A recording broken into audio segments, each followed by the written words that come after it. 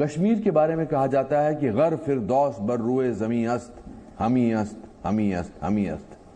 यानी अगर इस धरती पर कहीं स्वर्ग है तो वो यही है, यही है, यही है। लेकिन आज आपको मालूम होना चाहिए कि कैसे कश्मीर के अपने कश्मीरी पंडित उसी स्वर्ग में तिनके की तरह इधर उधर बिखर कर रह गए। ये तकलीफ जितनी कश्मीरी पंडितों की है उतनी ही आपकी। तुमको सुनाई देती है बनावटी चीखें, खामोशियों का चीखना तो अभी बाकी है। फर्श पर अगर हक तुम्हारा है तो मेरा अर्श अभी बाकी है। भले लकीरें खींच दो तुम जमीन पर, मगर मेरी जन्नत अभी बाकी है। मेरे प्यारे हिंदुस्तानियों, आपके अपने कश्मीरी पंडितों की कहानी अभी बाकी है। 19 जनवरी 1990 की वो रात कोई कश्मीरी पंडित नहीं भूल सकता। उस रात घाटी में सिर्फ एक आवाज सुनाई दे रही थी, कश्मीरी पंडितों कश्मीर से भाग जाओ।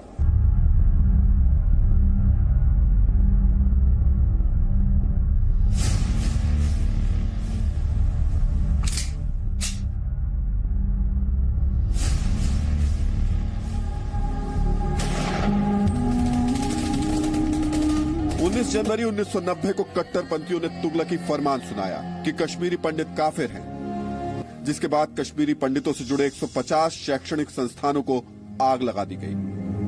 103 मंदिरों, धर्मशालाओं और आश्रमों को तोड़ दिया गया। कश्मीरी पंडितों की दुकानों और फैक्ट्रियों में लूट की 14,430 घटनाएं हुई। 20,000 से ज्यादा कश्मीरी पंडितों की खेती योग्य जमीन छीनकर उन्हें भगा दिया गया। कश्मीरी पंडितों के घर जलाने की 20,000 से ज्यादा घटनाएं हुई। कश्मीर में रहने वाले 95% कश्मीरी पंडितों के घरों को फूंक दिया गया और 1100 से ज्यादा कश्मीरी पंडितों को बेहद निर्मम तरीके से मार डाला गया। कश्मीर से 95% कश्मीरी पंडितों को घर छोड़कर भागने पर मजबूर होना पड़ा। इस जगह एक नरसंहार हुआ था जिसमें 24 लोगों को मारा गया था। इसमें एक 2 साल का बच्चा भी था। और जिस जगह मैं खड़ा हुआ हूँ ये वही जगह है जहां पर एक साथ लाइन में इन लोगों को बैठाया गया और उसके बाद गोलियों से भून दिया गया, बिल्कुल ठीक इसी जगह। वो घर जहां कभी बच्चे खेला करते थे आज वीरान पड़ा है।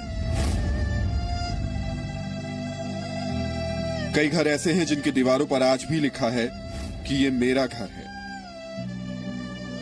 खंडर में तब्दील हो चुके कई घर ऐसे भी हैं जहां ताले लटके हैं। ये जम्मू कश्मीर का नादीमर्ग गांव जो पूरी तरह सुनसान और वीरान हो चुका है, लेकिन यहां आज भी 24 कश्मीरी पंडितों और उनके परिवारों की चीख महसूस की जा सकती है। जैसे जैसे मैंने एक एक कपड़े को लाशों से ऊपर उठाना शुरू किया तो मैं ये हैरान रह गया कि उनके ऊपर जो फायरिंग हुई है वो फोरहेड से चिन तक थी और यहाँ के नीचे एक भी गोली किसी के पास नहीं थी, मतलब नहीं लगी हुई थी। आधों का ये हिस्सा नहीं था, आधों का ये हिस्सा नहीं था, आधों का ये हिस्सा नहीं था।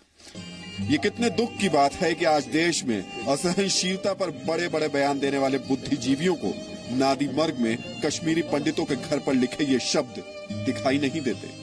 इस घर में कुछ वक्त बाद शादी होने वाली थी और अब देखिए ये घर खंडर बन चुका है, मकड़ी के जाले लगे हुए हैं। इस घर के अंदर चलते हैं और अंदर चलकर जरा देखते हैं कि कैसे एक हंसता खेलता घर बर्बाद हो जाता है, खत्म हो जाता है। अब यहाँ पर कुछ कागज पड़े हुए हैं, कुछ और सामान पड़ा हुआ है। मैं आपको बता दूं कि शायद 12 साल बाद हम पहली बार ऐसे होंगे जो कि इस तरीके से इस घर में घुसे होंगे, वरना आपको ये आता नहीं है। वो सब लोग छोड़ करके चले गए, वो सारी चीजें छोड़ करके चले गए। रहना इज माई हाउस। और उसके साथ में इस घर में आप जहां देखिए वहां इस तरीके के बहुत खूबसूरत फूल आपको हर जगह, गुलदस्ते आपको हर जगह बने हुए नजर आएंगे।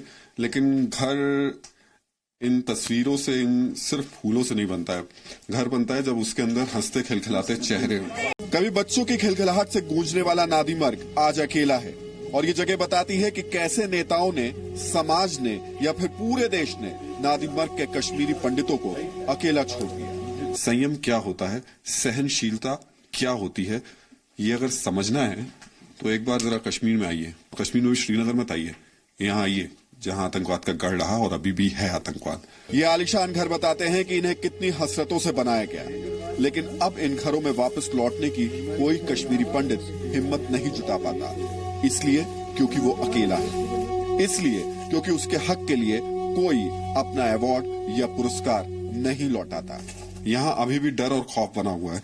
उस जगह से कश्मीरी पंडितों के इन घरों के अंदर से मैं पूछना चाहता हूँ कि वो कश्मीरी पंडित जिसने इतना सब कुछ सहा, संयम के साथ सहा, क्या उसका ये संयम, टॉलरेंस देश के उन महान बुद्धिजीवियों को, उन महान साहित्यकारों को, उन महान फिल्मकारों और कलाकारों को कभी दिखाई नहीं दिया, या वो देखना नहीं चाहते?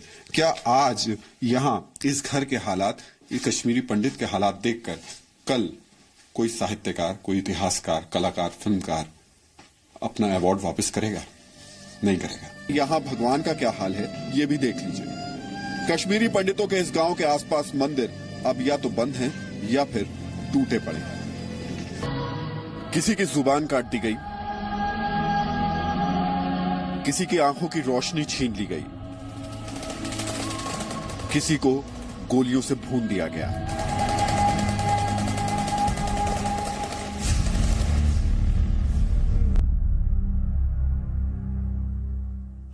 तो हम जाएंगे जरूर अपने देश, अपने मकान में। कश्मीर के अपने देश की मिट्टी में ही इधर उधर बिखर कर रह गए। 90 के दशक में जिन कश्मीरी पंडितों को अपने ही देश में शरणार्थी बनकर शरणार्थी कैंप में जिंदगी जीने के लिए संघर्ष करना पड़ा था, वो कश्मीरी पंडित आज भी अपने ही देश में पराये होने का दर्द महसूस कर रहे हैं।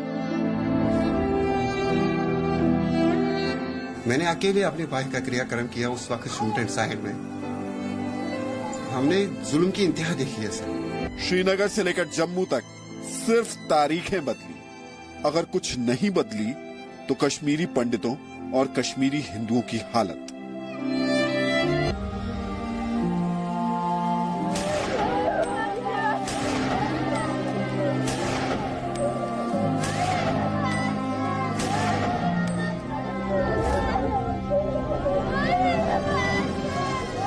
तुमको सुनाई देती हैं बनावटी चीखें,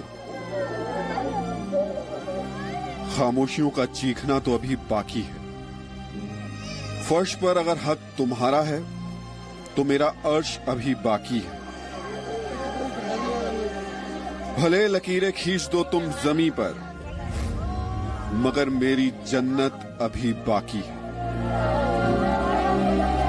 ऐ मेरे हिंदुस्तान के बुद्धिजीवियों, आपके अपने कश्मीरी पंडितों की कहानी अभी बाकी है। रोती बिलखती मां, बेटे को खोने वाला बाप,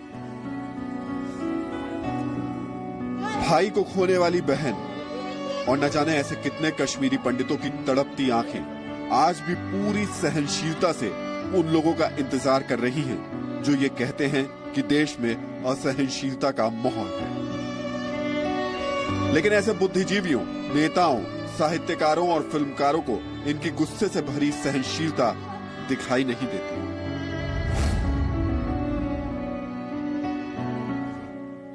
नब्बे के दशक में जो कश्मीर में कश्मीरी पंडितों के साथ हुआ, उसका परिणाम आज भी कश्मीरी पंडितों की नई पीढ़ी भुगत रही है।